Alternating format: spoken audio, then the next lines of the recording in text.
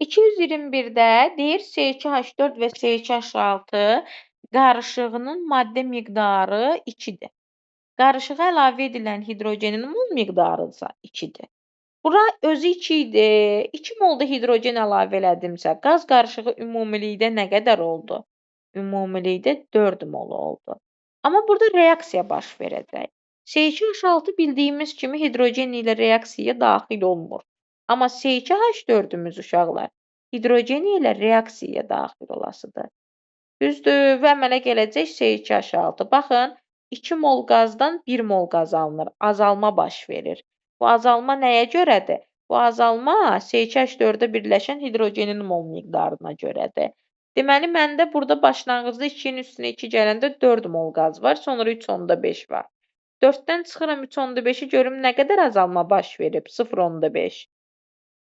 0.5 mol azalma baş veribsə, deməli 0.5 mol hidrogen reaksiyaya giribdir. 0.5 mol hidrogen reaksiyaya giribsə, C2H4-də elə 0.5 moluymuş. Başlanğıc qaz qarışığım deyəndə C2H4-dən C2H6-nı nəzərdə tutur. C2H4 0.5-dirsə, C2H6-da 2-dən 0.5-i çıxırıq, geriyə qalır 1.5.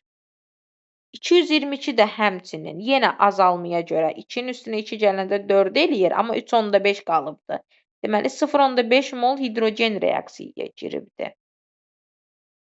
0.5 mol hidrogen reaksiyaya giribsə, C2H4 də 0.5-dir.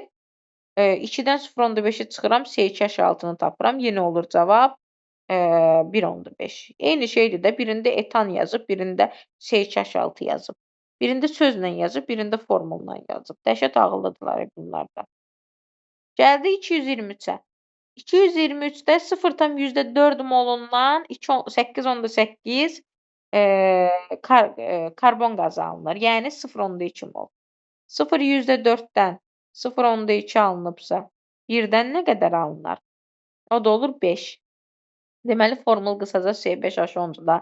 Suyu da buna görə hesablayırıq. Bizə deyir, karbohidrogen molekulunda sp3s rabitələrinin maksimum sayını tapın.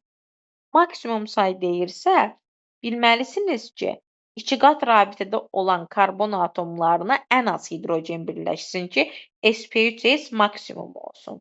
Bu zaman onda 2 qat rabitəni belə qoyuram. Maksimum olması üçün bir dənə CH3 bura birləşdirirəm, bir dənə CH3 bura birləşdirirəm.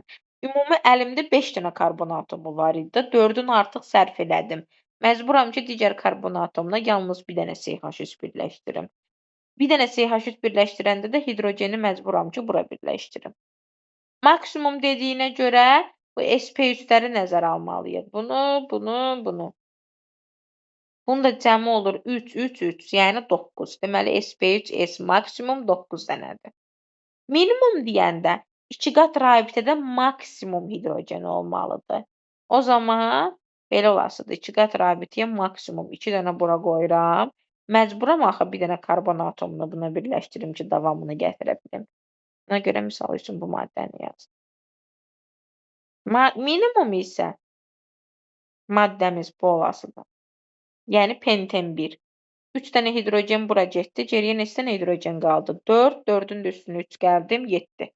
Deməli, minimumda 7, maksimumda 9-dur. 225 də həmçinin. Baxın, bu dəfə azalma görün nə qədər olubdur. 2-nin üstünə 2 gəldim. 4. Düşübdü 2.5-ə. Deməli, nə qədər hidrogen reaksiyaya girib? 1.5.